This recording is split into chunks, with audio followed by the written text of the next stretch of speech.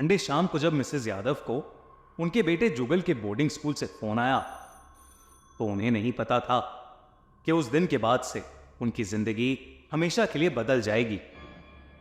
वो फोन उस boarding school के प्रिंसिपल का था, जिन्होंने मिसेस यादव को बताया कि उनका 12 साल का बेटा जुगल पिछले 2 दिन से मिसिंग है।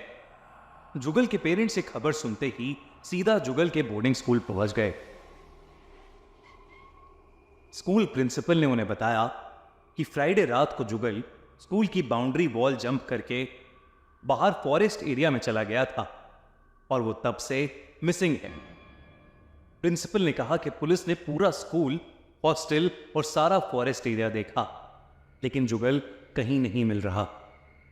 ये सुनकर जुगल के माँ बाप रोते हुए प्रिंसिपल ऑफिस से बाहर आए और तब स्कूल के गार्ड ने उन्हें कुछ ऐसा बताया जिससे उनके होश उड़ गए।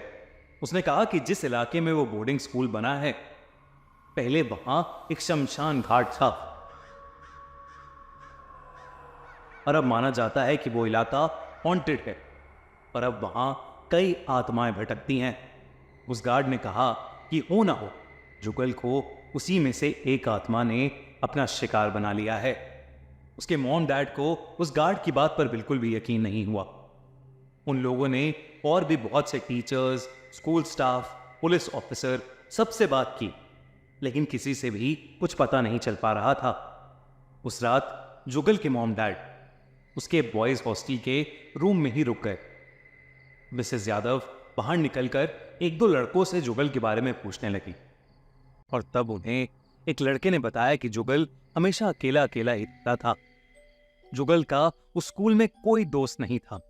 उसने ये भी बताया कि उसने कई बार जुगल को खुद से ही बातें करते देखा था। ये सुनकर मिसेस यादव को खुद पर शर्मिंदगी महसूस हुई, क्योंकि वो और मिस्टर यादव दोनों ही हमेशा बहुत बिजी रहते थे और अपने बेटे के लिए उनके पास कभी टाइम ही नहीं था। उन्हें कभी पता ही नहीं चल पाया कि वो कितना अकेला है। यही सोचते सोचते मिसेस यादव की आंख लग गई, लेकिन कुछ ही देर बाद मिसेस यादव की आंख खुली तो उन्हें ऐसा महसूस हुआ कि जैसे कोई काली परछाई उनके बेड के पास खड़ी उन्हें देख रही है। उस परछाई की लाल आंखें थीं जो बस मिसेस यादव को ही घूरे जा रही थीं।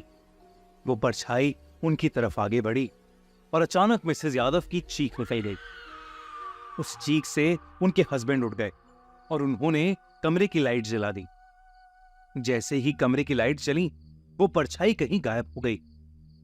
अब उस रूम में मिस्टर और मिसेस यादव के अलावा और कोई नहीं था। मिस्टर यादव ने अपनी पत्नी को शांत किया, लेकिन मिसेस यादव को यकीन था कि उन्होंने किसी को तो वहां पर देखा है।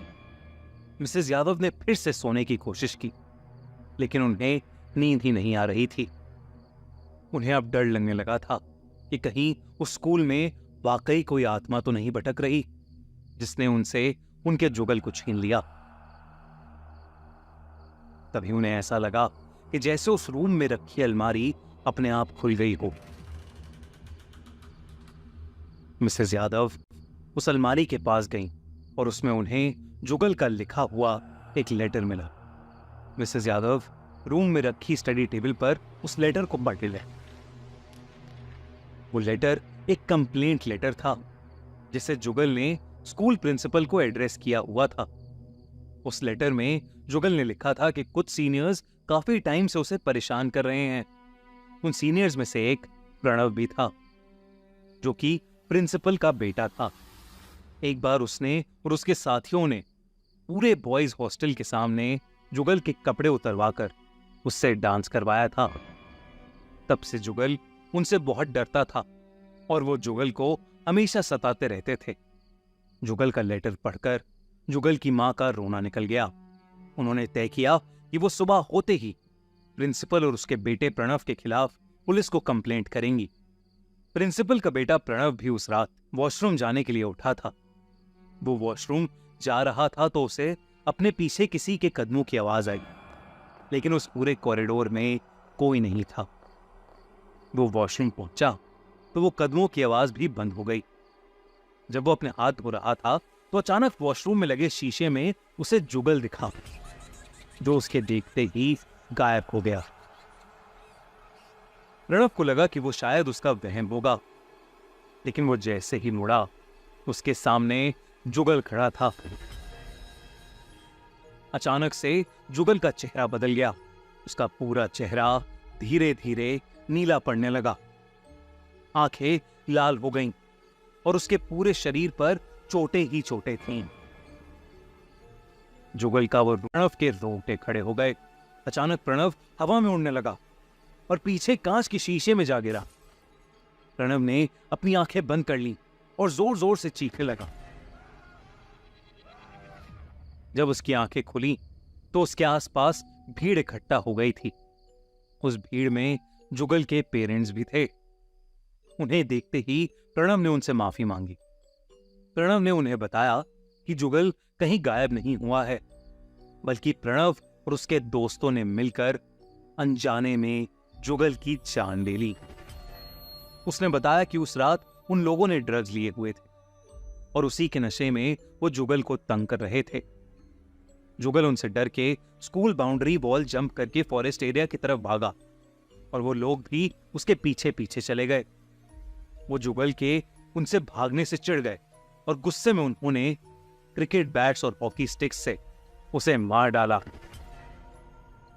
स्कूल प्रिंसिपल ने भी अपने बेटे प्रणव को बचाने के लिए जुगल की लाश को स्कूल की पुरानी कॉम्पोजिट पिट में दफना दिया और जुगल को मिसिंग करार दे दिया।